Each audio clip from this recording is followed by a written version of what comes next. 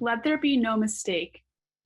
The principle of the oneness of mankind, the pivot round which all the teachings of Baha'u'llah revolve, is no mere outburst of ignorant emotionalism or an expression of vague and pious hope. Its appeal is not to be merely identified with the reawakening of the spirit of brotherhood and goodwill among men, nor does it aim solely at fostering of harmonious cooperation among individual peoples and nations. Its implications are deeper, its claims greater than any which the prophets of old were allowed to advance. Its message is applicable not only to the individual, but concerns itself primarily with the nature of those essential relationships that must bind all the states and nations as members of one human family. It does not constitute merely the enunciation of an ideal, but stands inseparably associated with an institution adequate to embody its truth, demonstrate its validity, and perpetuate its influence. It implies an organic change in the structure of present-day society, a change such as the world has not yet experienced. It represents the consummation of human evolution, and evolution that has had its earliest beginnings in the birth of family life, its subsequent development in the achievement of tribal solidarity, leading in turn to the constitution of the city-state, and expanding later into the institution of independent and sovereign nation. Shoghi Effendi. Well, this is about Shoghi Effendi, and to understand the station of Shoghi Effendi, we have to take a brief look at what the Baha'i Faith is. So in 1844, Sayyid Ali Muhammad, he was a man titled the Bab, which means the gate in Persian. He began the Baha'i Faith by announcing the coming of a manifestation of God. We call what most people call prophets or great teachers, Baha'is call manifestations of God because they manifest the will and the attributes of God. So the Bab said that another manifestation of God was coming. And in 1863, Baha'u'llah announced that he was this person. Now, he was a follower of the Bab to begin with, and for 40 years, he was exiled and imprisoned for teaching the unity of God, the oneness of humanity, the equality of men and women. He was exiled first to Baghdad, and then sent off to Constantinople, which is now Istanbul, and then to Adrianople, which is now Edirne, and finally to Akka, which is where he lived the rest of his life. During this time, he wrote to pretty much all of the Western rulers, and as well as the Pope, the Sultan of Turkey, and the Shah of Iran. Baha'u'llah also established a covenant with people. And in this covenant, God promises to never to never abandon humanity. And whenever they forget the teachings he's brought, he sends another messenger to renovate the world's religious guidance. Each builds on the last like a teacher in schools. Now, before his passing in 1892, Baha'u'llah wrote a will in which he specifically designated his oldest son, Abdu'l-Bahá, as the one who could interpret his teachings. And this is something that never happened before in religious history. Never before has a manifestation specifically appointed someone after him that the people could turn to to understand what was going on. And this is what he wrote. It says, "When the ocean of my presence hath ebbed, and the book of my revelation is ended, turn your faces toward him whom God hath purposed, who hath branched from this ancient root. The object of this sacred verse is none other than the most mighty branch, Abdu'l-Bahá." He also told them that to refer anything they didn't understand to Abdu'l-Bahá, and that gave him the power to interpret his father's writings. Well, for 29 years, Abdu'l-Bahá guided the Baha'i community. He spent 3 of those years traveling through Egypt, Europe, and the United States, traveling all the way across from New York to Los Angeles and getting up into Canada. But then, like Baha'u'llah, he also wrote a will. And in this will, he stated, "It is incumbent upon the loved ones of the Abha beauty, Baha'u'llah, to turn to Shoghi Effendi. He is the sign of God, the chosen branch, the guardian of the cause of God." And he also gave Shoghi Effendi the power to interpret the writings of both Baha'u'llah and Abdu'l-Bahá. So this is where Shoghi Effendi comes in. He didn't know that he was going to be the guardian. And we'll cover what happens when he found out that little fact. And as was stated, he's the grandson, the great-grandson of Baha'u'llah and the grandson of Abdu'l-Bahá. Well, Shoghi Effendi was different than most religious leaders. In most faiths, the clergy, they all act as father figures. But Shoghi Effendi made sure people knew he was not a father figure for the faith. Father figures tell you what to do, guide you, and instruct you. So and this is what his wife wrote about him. The master was the embodiment of his powers and teachings. He put an ingredient into the world of service in the true sense of goodness and a religious life in its highest form, which is imperishable. Then something else was needed. Many Baha'is wanted a second Abdu'l-Bahá, but God seems to have had another idea. The strongest impression I always got of Shoghi Effendi is of an object traveling unidirectionally with terrific force and speed. If Baha'u'llah shone like the sun, and the master gently went on radiating his light like the moon, Shoghi Effendi was an entirely different phenomenon, as different as an object hurtling towards its goal is from something stationary and radiating. Or one could liken him to a chemical. Baha'u'llah assembled everything that we needed. The master mixed everything together and prepared it.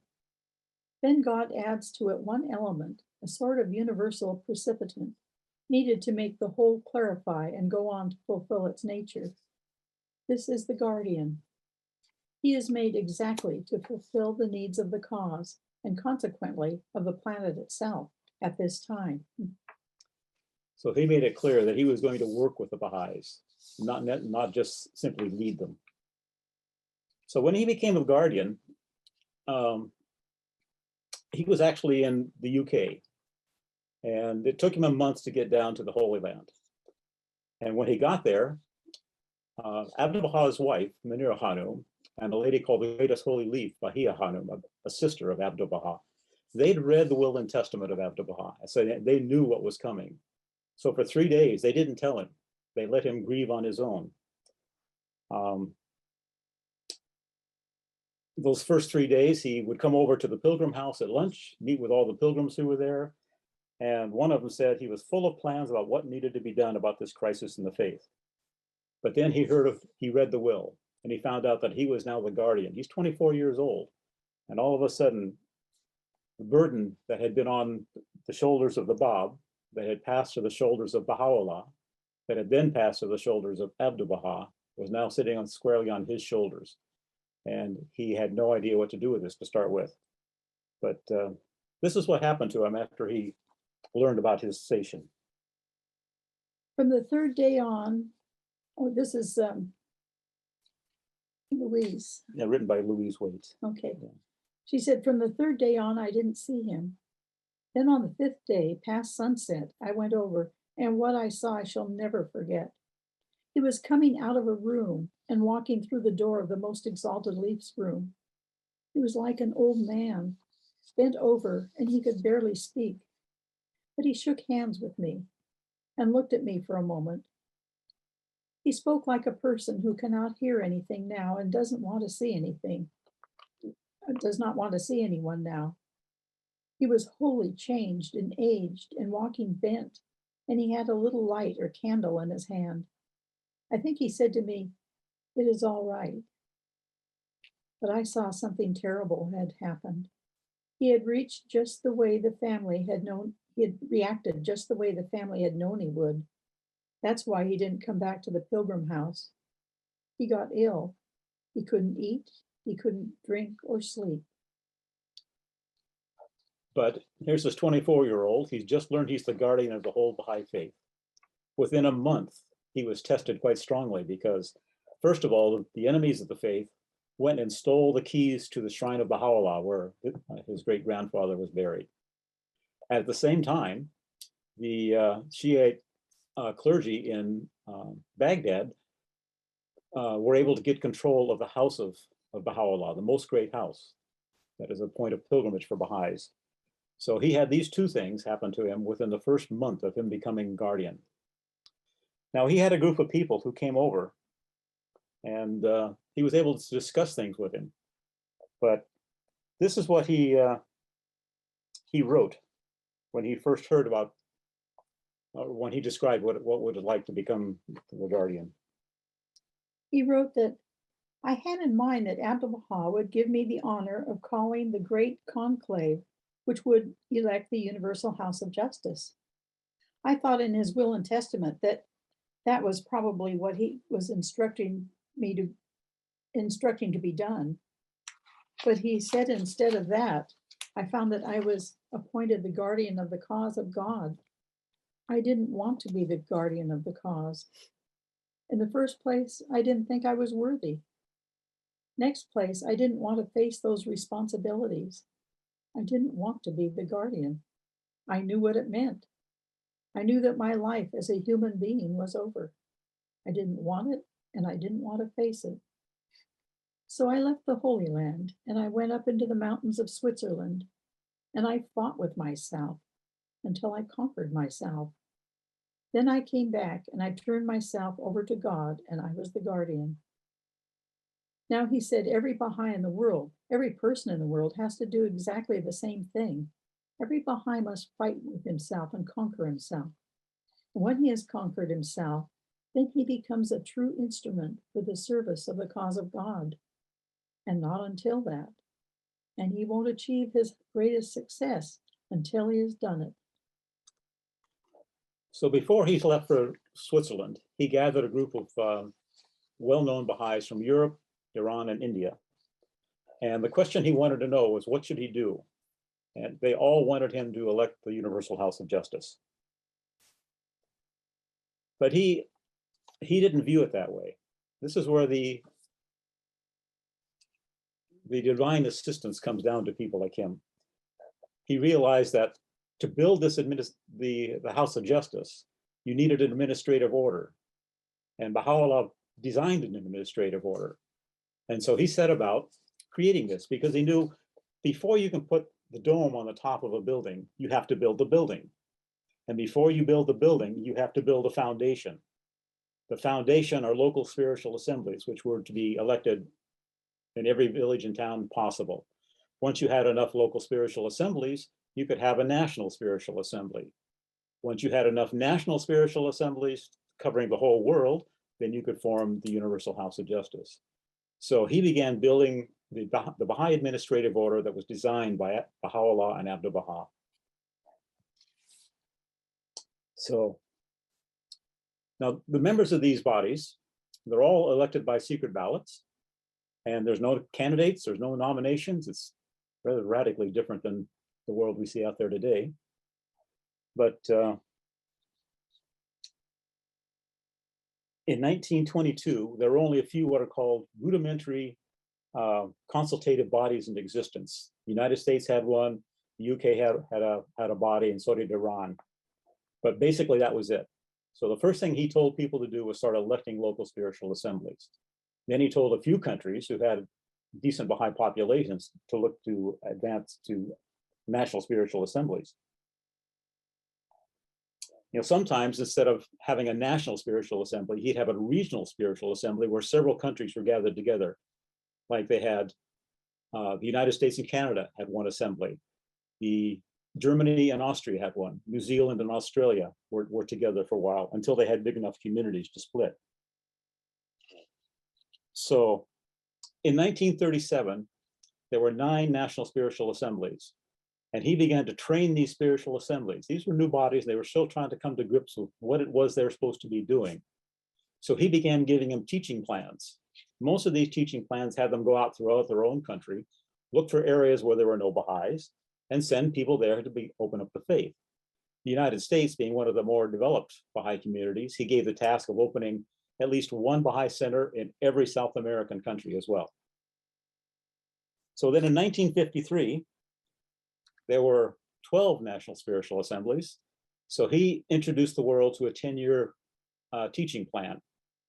This plan, called the 10-Year Crusade, involved taking the faith to all corners of the world. Now, at that time, there were 12 national assemblies, There were 681 local spiritual assemblies, and Baha'is lived in 2,500 localities around the world. And the writings of the faith had been translated to 91 different languages.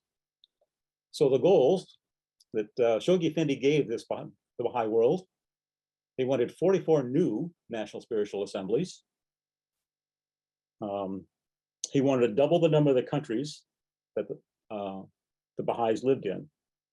So in 1963, when they took a tally of everything that had happened, there were 56 national spiritual assemblies. There were over 3,500 local spiritual assemblies. Baha'is lived in 11,200 places around the world in 259 countries, and the languages have gone up from 91 to 300. So that's what he accomplished in 10 years.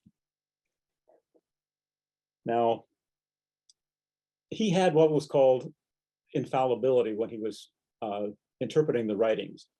And a lot of people didn't understand what this was. And one day, Leroy Iowis, who worked in the Holy Land with Shoghi Effendi, asked him, "What is it? How does this work?" And this is what Shoghi Effendi said. He said, "Leroy, did you think I had a blueprint to follow when I did this? Did you think that God had shown me a picture of how this was to evolve? No. When God guided me to do something, I did it. And then when he guided me to do something else, I did that. So that every step which has been taken under the direction and unfailing guidance of Baha'u'llah.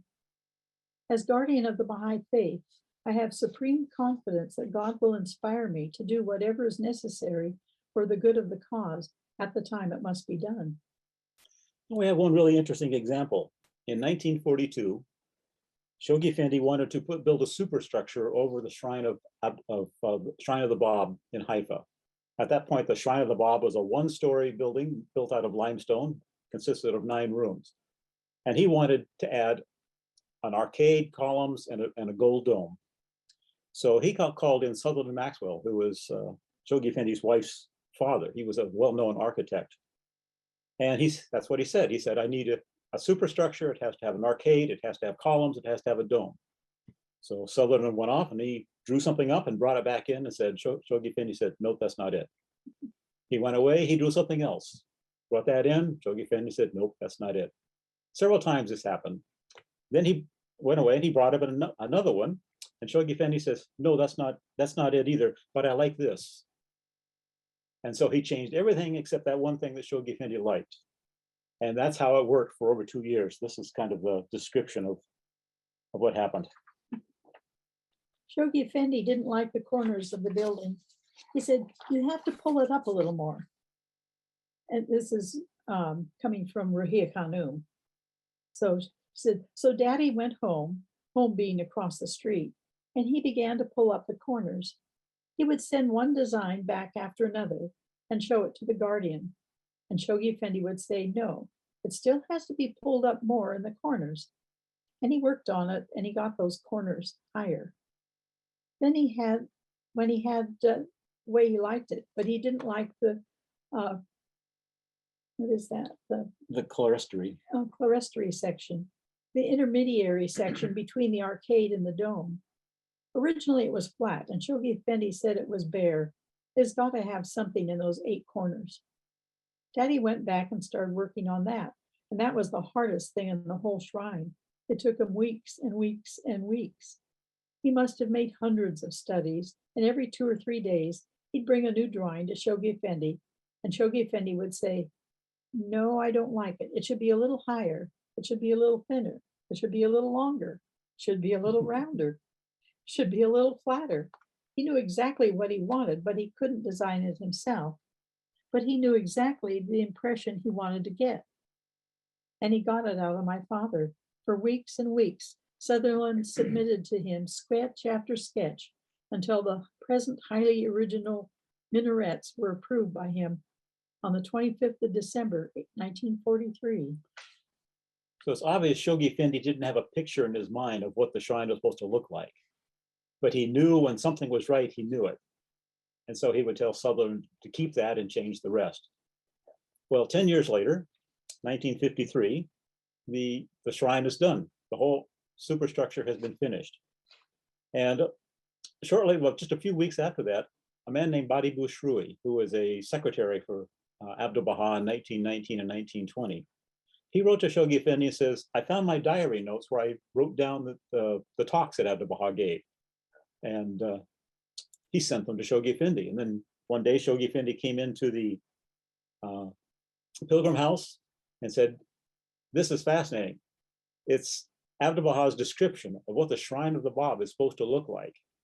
That's what got built. So that's Shoghi Effendi's divine infallibility. He didn't know really what he's building. He just knew the parts that were right were correct. And he would then go off and change the other pieces. And after it was built, it fit exactly with what Abdu'l-Bahá had said it should look like. Now, Shoghi Effendi also solved problems in a rather unique way. Now, really, there was two sides to it. When he was Shoghi Effendi, it was extremely informal. If he traveled, he would travel third class, sleeping on the bench seats of a train. He would stay in small little pensions. But when he was the guardian, he demanded a level of respect that the guardianship required. And Shoghi Effendi had no problem with women in those days. But in that time, when a man would walk into a room, all the men would stand up and shake his hand, but the women would remain seated and extend their hand to be shaken. Well, this really bothered the Persians. And so Shoghi Effendi came up with a unique solution. He just made sure he was always the first one in the room, so that when the women walked into the room, they were standing. And so he was able to greet them as he wanted to. So he would shake their hands and he would hug them in. Shoghi Effendi also liked to compare national characteristics. This is kind of an inspiration for different countries. He said the Americans were very enthusiastic, but they couldn't sustain their work. They took off like a skyrocket, did amazing things. They were very audacious, but after about a year, they would kind of lose interest, and he would have to write them another letter saying, you haven't finished this yet. He really liked the English. He said they were like a steady drizzle. It took a while to get them started, but then they just kept going and going and going and going until they got the job done. But he did say they need to learn a little bit of the audaciousness from the Americans. He also said the Germans were really thorough in their work, but he hated to give them a complicated program because they would spend so much time researching that they would never get it done.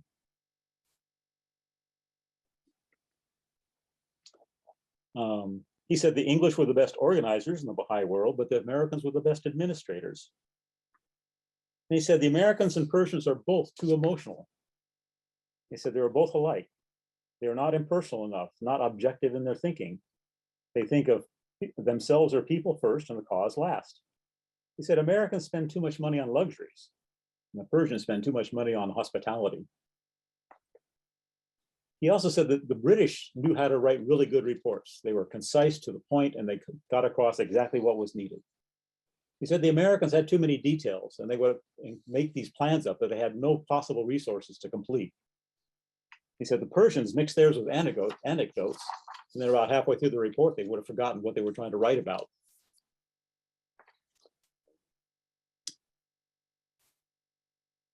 He also said the Americans had too little reference and the Persians too much. He says it needs a balance. So the Americans think so much of their self-respect, but they're lacking in reverence. The Persians, on the other hand, go to such extremes in trying to express their reverence that they lose their self-respect. But in summary, he said, Baha'i should pray and meditate like the Persians, study as the Germans, and act as the Americans. So you can decide how you need to handle that. Okay, now we have a few examples of Shoghi Effendi's intuition. This is one thing that Abdu'l-Bahá showed a lot. He would just comment, he would know what people's questions were. He would answer things before they ever had a chance to ask them. And Shoghi Effendi had the same capabilities. He just didn't demonstrate it very often. One of the cases was Roy Wilhelm was one of the early Baha'is. He kept very close attention on what Shoghi Effendi needed. And one day he realized that Shoghi Effendi needed a large pump to pump water from the house where he lived. He had a good well up to the shrine of the Bab so that they could water the gardens up there. And he got a hold of a guy named Curtis Kelsey. Well, Curtis went out and he found a pump for $2,000. But when he went back to try to talk to Roy Wilhelm, who was very wealthy and could afford to buy this pump, he was in the hospital sick and couldn't talk to anyone. Well, Curtis didn't want to have the Guardian to wait, so he went out and he got himself a loan for $2,000 and bought this pump. He didn't know when he was going to be able to pay this thing back. So, but it was quite surprising because Leroy Iowa, so I mentioned before, he was then the treasurer of the National Spiritual Assembly. And all of a sudden, he got an order from Shoghi Effendi to send $10,000 to Curtis. So Curtis said, well, he really wasn't too surprised by that because divine assistance happens all the time. And so he was able to pay off the loan he'd gotten for the pump. Then he wondered what the other $8,000 was for. Well, over the next several years, Shoghi Effendi kept sending him requests. He needed a pickup, he needed pipes, he needed cable, he needed this, that, and the other thing. And he ended up sending $40,000 to Curtis, who had it. He kept it carefully put in this one little account, special account that was only for that purpose. Well, after several years, Shoghi Effendi wrote to him and said, that's it, you can close out that account now, I don't need it anymore. Well, Curtis had never sent him an accounting, never sent him anything about how much was in the fund or how much had been spent. So he went to the bank and he said, I need to close out the account. And they said, fine. They looked at the balance, there were 3 cents in the balance. So Shoghi Effendi knew exactly, whether he knew intuitively or not, but he knew exactly how much was there. So Curtis took out the 3 cents, bought a stamp, and sent the stamp to Shoghi Effendi. And that was one case of a story in Alaska. Yeah. Janabi and Elaine Caldwell had pioneered to the isolated island of Unalaska in the Aleutian Islands. And after sailing in for some time, finally the day came when they decided it was time to proclaim the Baha'i Faith to the 50 families on Unalaska. But just as they prepared to do so, a cable came from the Guardian that read, do not openly proclaim the message of God in this place. When you have confidence in them and they have confidence in you, then slowly confirm them in the cause of God. Following the Guardian's advice, they found that over the years, the hate, which was original when they first went there, gave way to tolerance. The tolerance gave way to acceptance. And finally, all gave way to mutual love and respect. Well, there was a Persian pioneer in Africa named Isat Sarai, and he went on pilgrimage in the 1950s. And one night he stayed in the mansion of Baji, which is right next door to the shrine of Baha'u'llah. And he was a voracious reader, and he was able to stay in the room that Shoghi Effendi usually used. So he was going around looking for a book to read that night. And he spent quite a bit of time and he found a good book to read. And the first question the Guardian asked him on his return was, did you find a good book? And then there's a second story about Isat here. So, back here. Okay. Isat wondered if Shoghi Effendi could read his thoughts. This idea was further strengthened a couple of days later when, while walking in the garden, Shoghi Effendi suddenly turned to him and stated, you're not planning to go to Iran after your pilgrimage, are you? Isat admitted that he was because he hadn't seen his mother for several years. The Guardian said, no, that it would be better if she went to live with him in Africa. Then before Isat left, Shoghi Effendi asked him to go to Egypt after his pilgrimage. The young pilgrim, of course, quickly agreed without thinking. The Suez War had cut off communication between the Egyptian Baha'is and the Holy Land, and the Guardian wanted them to know that he had not forgotten them and to remind them of their pioneering goals. The more Isat thought about going to Egypt, however, the more difficult it appeared. First, it was impossible to go from Israel to Egypt, and even more if there was an Israeli stamp in one's passport, which there was. As he walked with Shoghi Effendi, he began to worry about what he would have to have in his suitcase when he went through Egyptian customs. Suddenly, Shoghi Effendi stopped and looked at him, saying, yes, you will have to be very careful. But he was able to overcome all the obstacles, and this did the Egyptian Baha'is. And one final story on this part. Nosrat Ardakani was really, she was a Persian lady, and she really wanted to pioneer somewhere. But her husband was a big businessman. And he was so involved with his business, he said, we can't pioneer. I'm just too busy. Well, then this is Hossein Rouhani. And Hossein was a member of the Persian National Teaching Committee. And the whole committee went on pilgrimage. And while they were there, Hossein asked Shoghi Effendi to say prayers for all the pioneering goals in the country. And Shoghi Effendi said, yes, I will say prayers for all the pioneering goals. You will succeed. He said, you too will be very successful as a pioneer. And he wasn't really paying much attention because he was busy trying to write down notes. But when he got back home and he was reading his notes out to the people, the other Baha'is in the community, and he read this part, and one of them jumps up and he says, Hossein, you're supposed to be a pioneer. What are you still doing here? And he was kind of caught by surprise, but then he kind of looked at Nosrat and said, well, I guess we have to pioneer. That was the orders of Shoghi Effendi.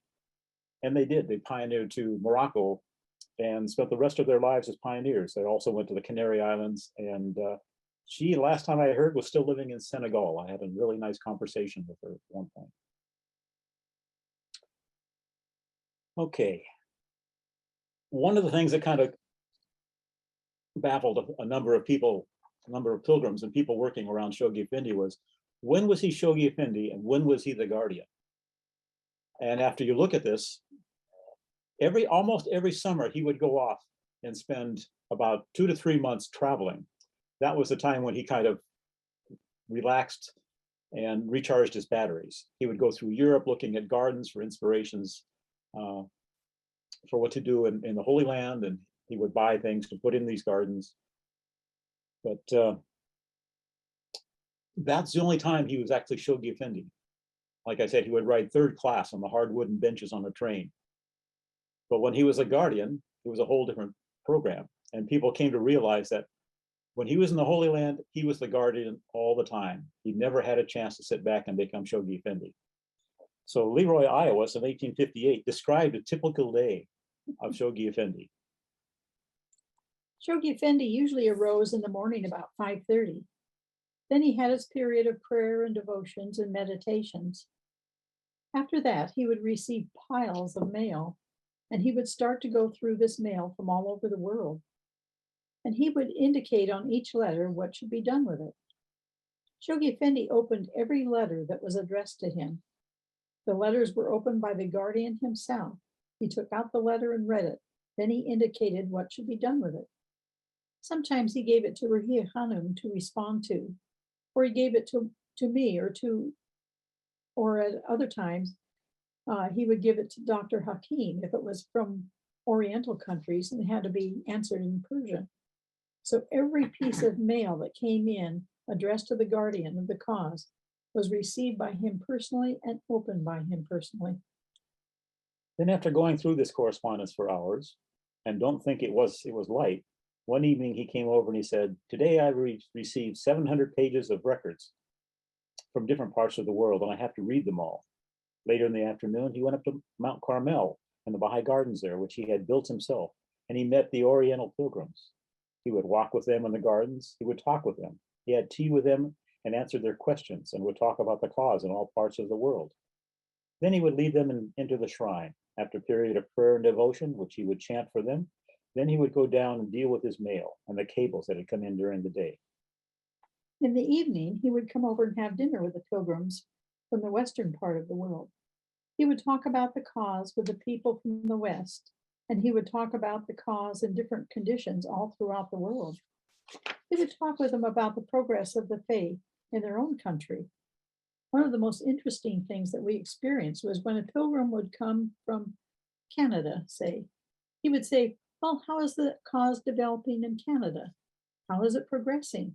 How many centers do you have? How many spiritual assemblies do you have? The response was commonly, well, Shoghi Effendi, I don't know. If you don't know, then I do know. I'll tell you what it was. He would tell you the number of assemblies, the number of Baha'is in any part of the world. It made no difference. He would talk with each and every one about their own countries, about the conditions there, about the social conditions, about the problems under which they worked, and give them hope and encouragement, guidance and instructions. I give you this as a picture of one day in Shoghi Effendi's life Remember, it wasn't one day and then he rested for a week. It wasn't 2 days and he rested. It was 3 days. It was 4 days. It was 5 days. It was 6 days. It was 7 days. And it was week after week, week after week. When he was in the Holy Land, there was no rest whatsoever for the guardian. From 5 or 5:30 in the morning to 11 or 11:30 at night. In the West, we have come to associate majesty and greatness with size. But Shoghi Effendi was a very delicate and refined man. He was small in stature. He was so refined and delicate in his features, in his nose, his eyes, his hands. Every one of those features was so delicate and so refined and so perfect that you could realize the power when he spoke was not of the man. Shoghi Effendi was of the power, Shoghi Effendi, but was of the power of the Spirit coming through him, that he was a channel that God used. And when he would speak about the power of the cause, the room would shake.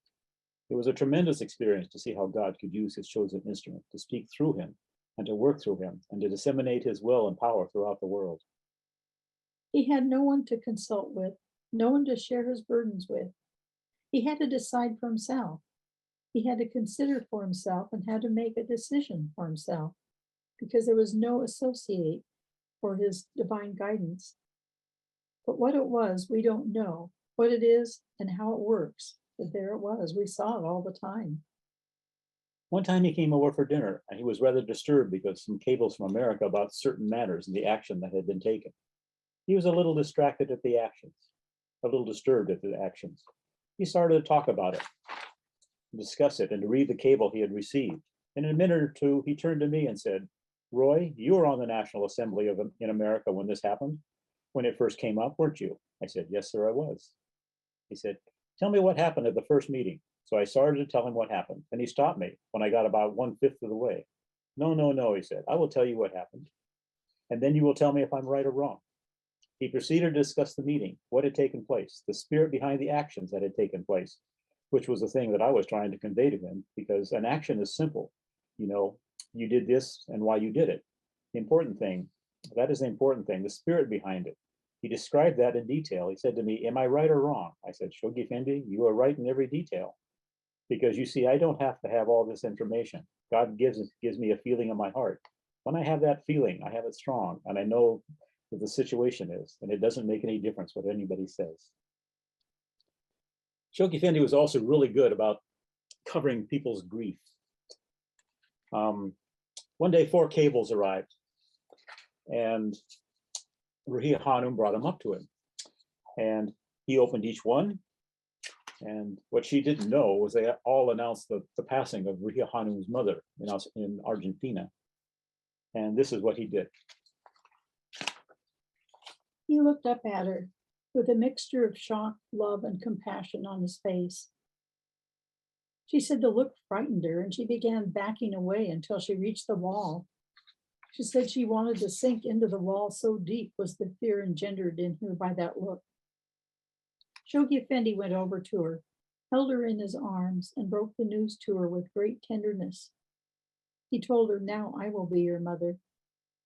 Then he spoke of the high station of May Maxwell in the Ampa kingdom, of her joy in at long last having reached her heart's desire, of her nearness to her beloved Lord and Master, Abdu'l-Bahá.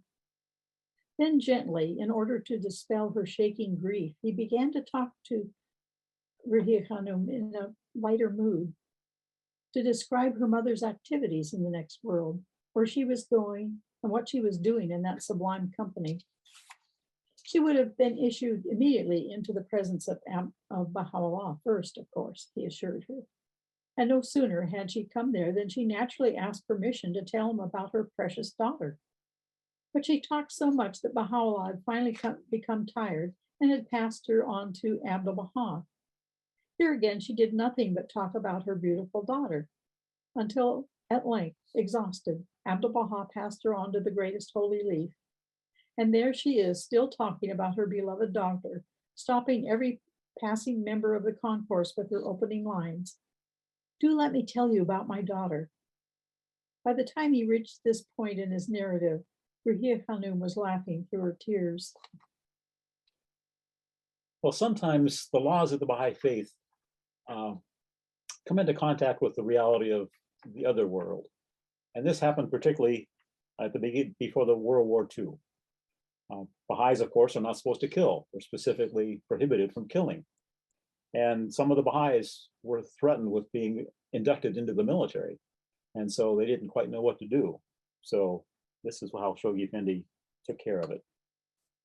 With reference to the absolute pacifists or conscientious objectors to war, their attitude, judged from a Baha'i standpoint, is quite antisocial, and due to its exaltation of the individual conscience, leads inevitably to disorder and chaos in society. The Baha'i concept of social life is essentially based on the subordination of the individual to that of society. The other main objection to conscientious objectors is that their method of establishing peace is too passive a philosophy to become an effective way for social reconstruction. The refusal to bear arms can never establish peace. There should first be a spiritual revitalization, which nothing except the cause of God can effectively bring to every man's heart.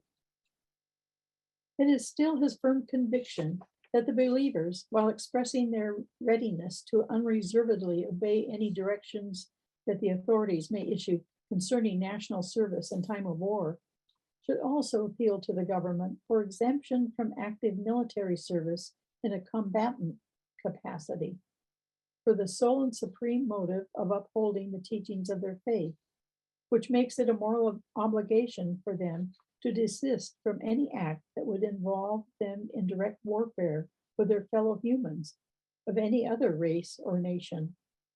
Baha'i teachings indeed condemn emphatically and unequivocally any form of physical violence, and warfare in the battlefield is obviously a form, and perhaps the worst form which such violence can assume. There are many other avenues through which the believers can assist in times of war by enlisting in the services of a non-combatant nature, services that do not require the direct shedding of blood, such as ambulance work, anti-air raid precaution service, office and administrative work. And it is for such types of national service they should volunteer. It is immaterial whether such activities would still expose them to dangers, either at home or on the front, since their desire is not to protect their lives, but to desist from any acts of willful murder. Well, Baha'i pioneers are people who go out to a community where there are no Baha'is in order to share the faith with the people who were there. But Shoghi Effendi was pretty clear on how pioneers should act. Now, pioneers they're similar to missionaries, except for the fact that they support themselves and they do whatever is necessary in the community.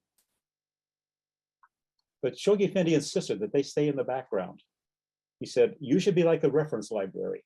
Whenever they need to know something, you can help them find it. And he illustrated this another way. The family of John Robarts, they went on pilgrimage after they'd been pioneers in Africa. And when they arrived, Shoghi Effendi asked, who was driving the car when you crossed into your gold area?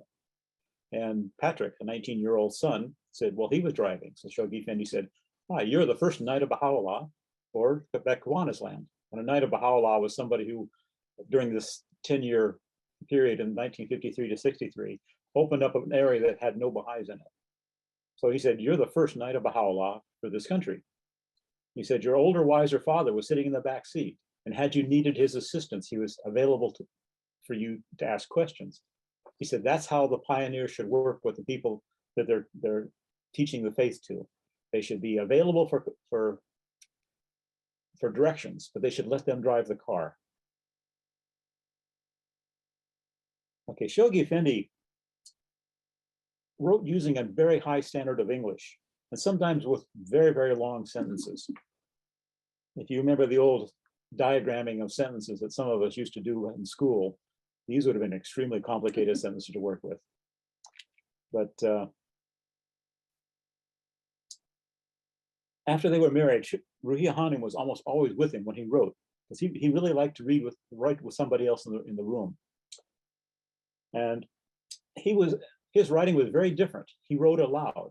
So everything he would write as he wrote it, he said it aloud. And so if anybody really wants to understand better how to read Shoghi Effendi's writings, she says read them aloud. Don't read them silently. It helps. Well, this is how he wrote. Yeah, he wrote out loud, speaking the words as he put them down. I think this habit in English was carried over from Persian. Good Persian and Arabic composition not only can be, but should be chanted. Baha'u'llah revealing his tablets in the same way. This was the guardian's custom in English as well as in Persian. The length of some of these sentences was at times a cause of comment on my part. Shoghi Effendi would raise his head and look at me with those wonderful eyes whose color and expression changed so frequently, with a hint of defiance and rebelliousness in them, but did not shorten his sentence.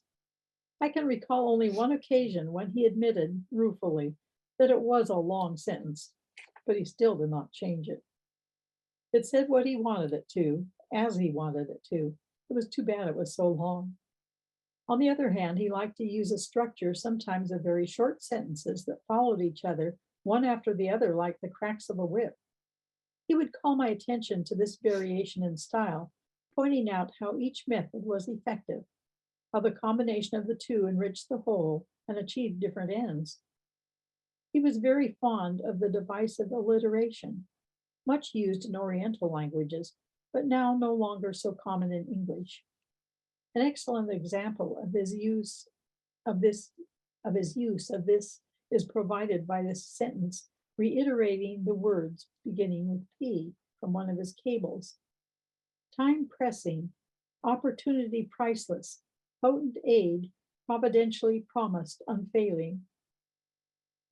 Shoghi Effendi's method of composition was like that of a mosaic artist at work who creates his picture with clearly defined and separate pieces. Each word had its own place, as if he struck a different sentence.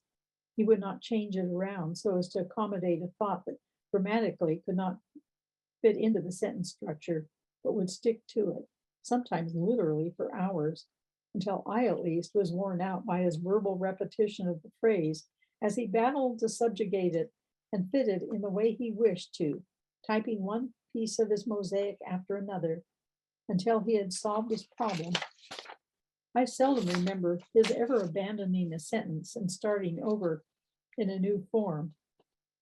Another characteristic in his choice of words was that because of popular misuse or abuse of a thought which a word conveyed, he saw no reason to abandon or shun it, but used it in its proper and exact meaning. He was not afraid of conversion of people to the faith or to call them converts. He lauded the missionary zeal of pioneers in foreign mission fields, at the same time making it plain we have no priests, no missionaries, and do not proselytize. So a number of times people would write to Shoghi Effendi and said, can't you simplify what you said? And his universal response was, it isn't for me to dumb down my writing, it is for you to raise your language skills up to my level. Now, interestingly, Shoghi Effendi always wrote on small line pads. And if he ended up making too many corrections, he would rewrite the whole thing. Some of his letters were extremely long.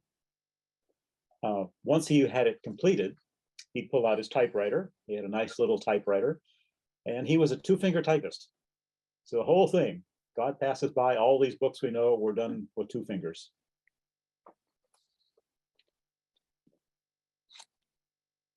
Okay, Ruhiya Hanum was his primary secretary after they got married, writing thousands of letters.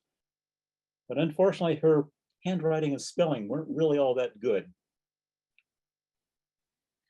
Violette Nakjavani said that if you look at some of those letters, you will see that Shoghi Effendi, on reading them, has put a cross over the T's, a loop over the L's, a dot over the I's, and made the A's look like A's and the O's look like O's.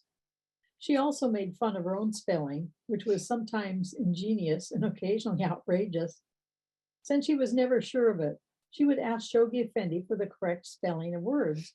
And one day, in humorous exasperation, he turned to her and said, "Before you came into my life, I could spell. Now you've confused me."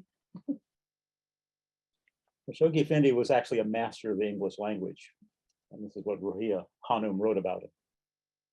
He set a standard which should effectively prevent the Baha'is from descending to the level of illiterates, which often so sadly characterize the present generation as far as the use of and appreciation of words are concerned. He never compromised with the ignorance of his readers, but expected them and their thirst for knowledge to overcome their ignorance. Shoghi Effendi chose, to the best of his great ability, the right vehicle for his thought, and it made no difference to him whether the average person was going to know the word he used or not. After all, what one does not know, one can find out. Although he had such a brilliant command of language, he frequently reinforced his knowledge by certainty through looking up the word he planned to use in Webster's big dictionary. Often one of my functions was to hand it to him, and it was a weighty tome indeed. Not infrequently, his choice would be the third or fourth usage of the word, sometimes bordering on the archaic, but it was the exact word that conveyed his meaning, and so he used it. I remember my mother once saying that to become a Baha'i was like entering a university, only one never finished learning, never graduated. And in his translations of the Baha'i writings, and above all in his own compositions, Shoghi Effendi set a standard that educates and raises the cultural level of the reader at the same time that it feeds his mind and soul with thoughts and truth. Well, one thing for anyone who wishes to read Shoghi Effendi's writings, and you need a dictionary, do not use a modern dictionary. You need to find a dictionary from the 40s or 50s, because back in the 40s and 50s, God still existed. If you look in the Oxford English or the Webster's dictionaries today, deities exist, but gods don't.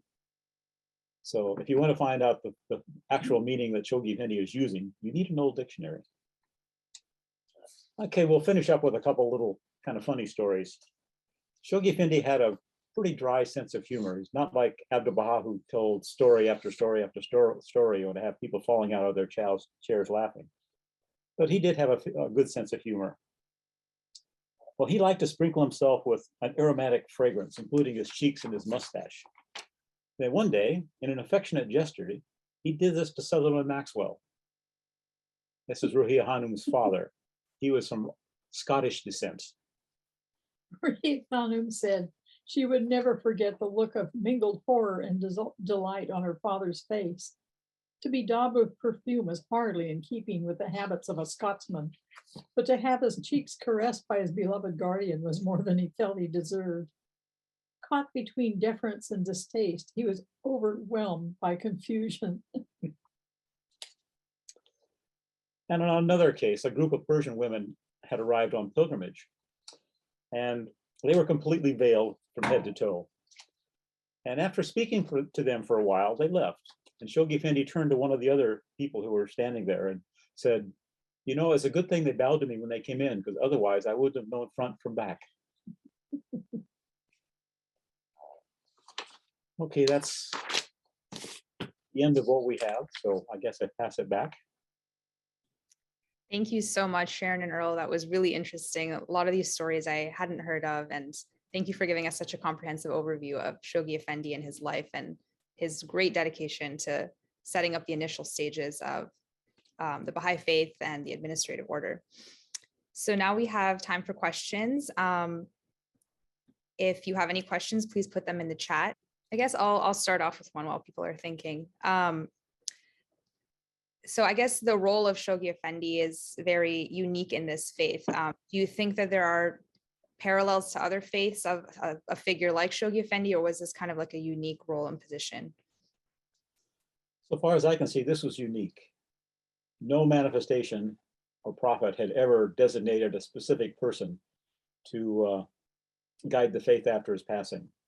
And this happened twice with this one. From the Baha'i understanding, there's so much to this revelation. There's so much that it's supposed to unite the world, and that required a lot of help. So we were given two guides to help us get through this. And So I think they were unique. I don't know any other religion that's had anybody specifically designated. People have arisen and said they were the leaders, but in no case do they have, written texts specifically identifying them as the person people should turn to. And it's very clear in the two wills from both Abdu'l-Bahá and Baha'u'llah, they were very specific in their instructions. Thank you. The next question is, could you please tell us about some of the countries Shoghi Effendi visited when he was in the Holy Land? Well, he traveled quite a bit through Europe. We don't quite know where he went most of the time because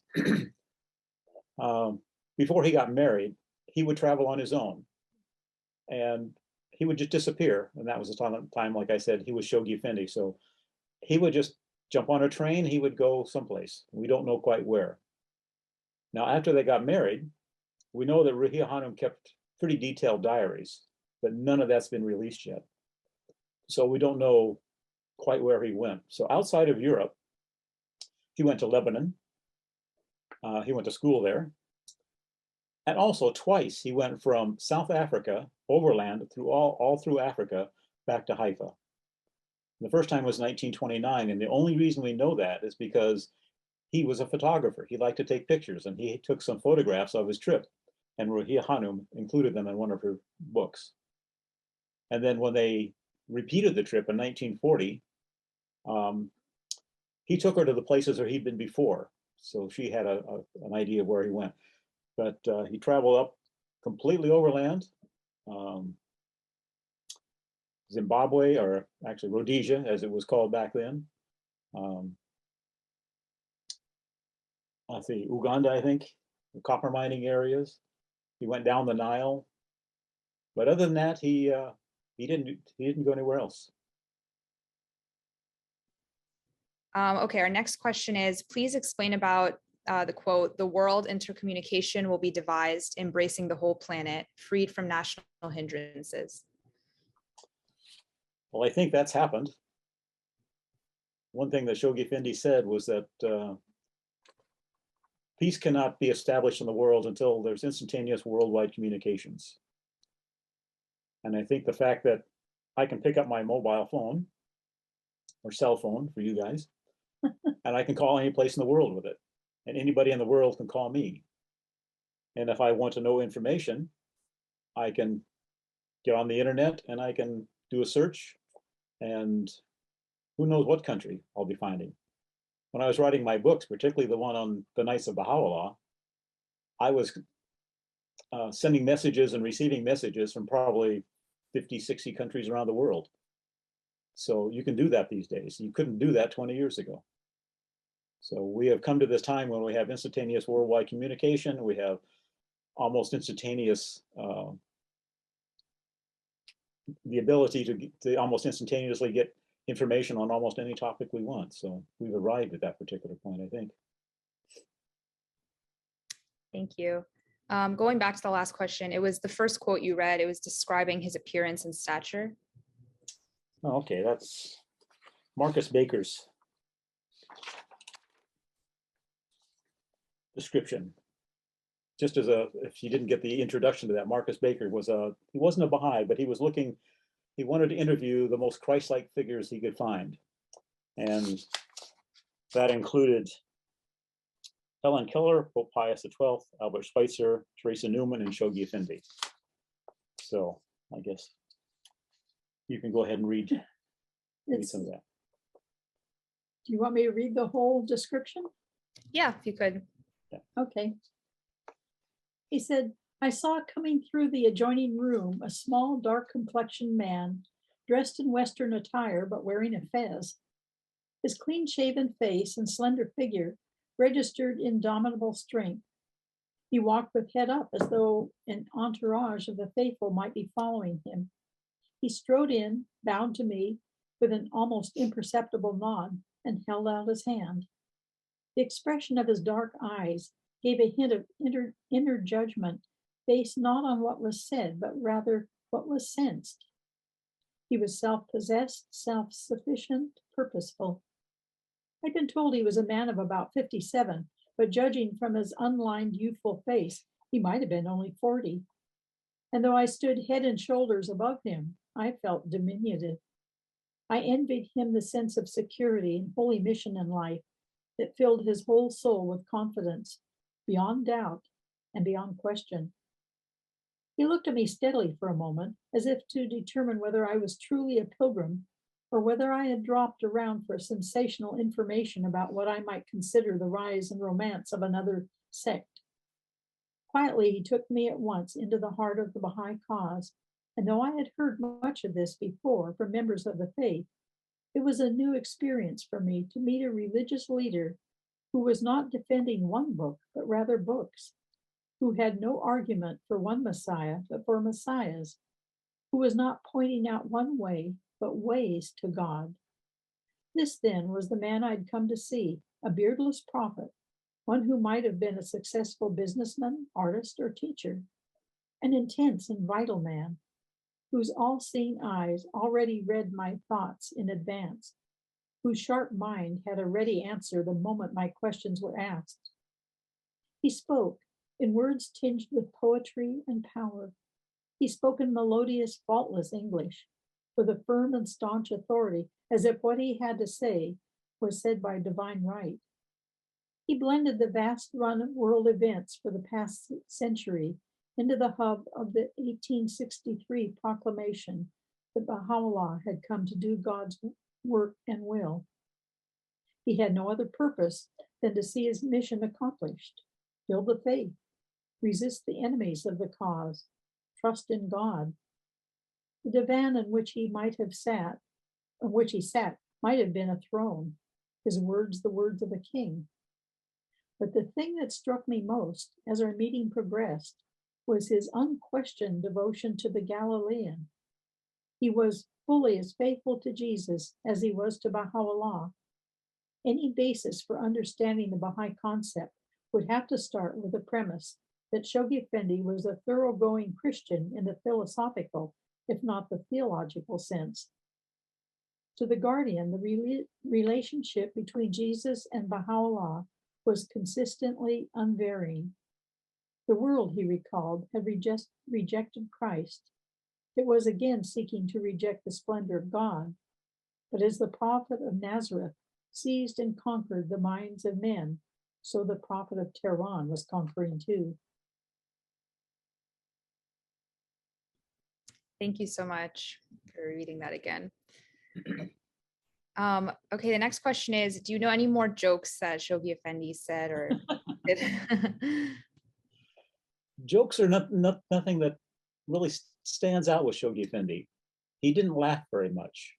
Every once in a while, when there was really good news on the teaching fronts, he would be full of happiness and he would laugh. But he was a workaholic, and finding stories where, I've been asked this a number of times, but finding stories where he tells jokes is really sparse. So I can't really help you much more with that, I'm afraid. Could you please tell us the story of how he met Ruhiya Khanum and how their wedding was? Oh, that's quite an interesting story. He told Ruhiya Khanum, Mary Maxwell at that point, to go travel teaching through Germany. And then he invited her and her mother to come on pilgrimage. So this is beginning of 1937. Well, they got there on pilgrimage, and at one point, Shoghi Effendi's mother calls May Maxwell, Mary's mother, in and kind of suggests that Shoghi Effendi is looking for a wife, and he's decided he would like Mary Maxwell to be his wife. And of course, May was just flabbergasted by this and said, you know, he really needs a Persian wife. He didn't think that her daughter would be very appropriate. Well, that didn't cut anything. And this went on for a while. And then one day she was called in to his office. She went up to his office, spent just about 5 minutes, came back down, and she had a ring, which she kept on a chain around her neck and kind of out of sight. And she said that before they got married, that was the longest they ever spent together by themselves. But also he'd been spending time with her before this, teaching her calligraphy. And she thought that was just his way to get to know her. So he taught her calligraphy, and he gave her a ring. Then one day they drove out, he picked her up in his carriage. They went out to Baji, out to Akka. And people were quite taken with this. This was obviously something new and unusual. The marriage was really extremely simple. Her hand was put in Shoghi Effendi's hand, and that was basically it. And she went back to the Pilgrim House, and he went to work. And later on, at the Pilgrim House, her parents were there. He came over, and then they had all the congratulations all the way around between everybody, but it was extremely low key. Great. Thank you for sharing that. What do we understand of Shoghi Effendi's station, and what has been the development of Baha'is' understanding of that station in the East and the West? Well, I remember when I wrote my books on Abdu'l-Bahá, at the end of that, I realized his station was far higher than I'd understood beforehand. And then I started writing about Shoghi Effendi and reading all these things about him. And I realized my understanding of his station was also a lot higher than I'd expected. I mean, Shoghi Effendi had what was called divine infallibility when it came to interpreting the writings of Baha'u'llah. And if you read some of his books, the things he says, how he explains the status of the world and what's happening, is really quite phenomenal with the depth of his understanding. It's the sort of stuff that I would have never understood until I'd read Shoghi Effendi's books. And by reading that, it has given me a much better understanding of what's happening in the world. He explains quite clearly in one of his books what's going on in the world today, why it's in such a disaster. And it's the sort of thing it's difficult to get going with Shoghi Effendi because his English is very high standard and his sentences can be very long. He can spend a third of a page on one sentence. In fact, Baha'is tend to go out there every once in a while just for fun and trying to find the longest sentence they can find. But the more time you spend with him and the more time you try to understand what he's saying, you end up realizing that the depth of his understanding is really quite phenomenal. So it's really kind of beyond what a normal human would be able to understand, I think. Thank you. Should the simplicity of the marriage of Abdu'l-Bahá and Shoghi Effendi be an example for our way of, spending so much when people have weddings in the West? Well, of course, the simplest Baha'i wedding, you have one simple phrase you have to say to each other in before some witnesses, and that's it. So that can be how simple it is. But there are no limitations, although I would expect, my own personal feeling is that in the future, people won't be spending $20,000 on a wedding because if they have that kind of money, they would prefer to help out somebody who needs help as opposed to spending on a single day. But that's just my understanding. I mean, our wedding was quite small. We had 24 people max. So, and that was terrifying enough for me anyway.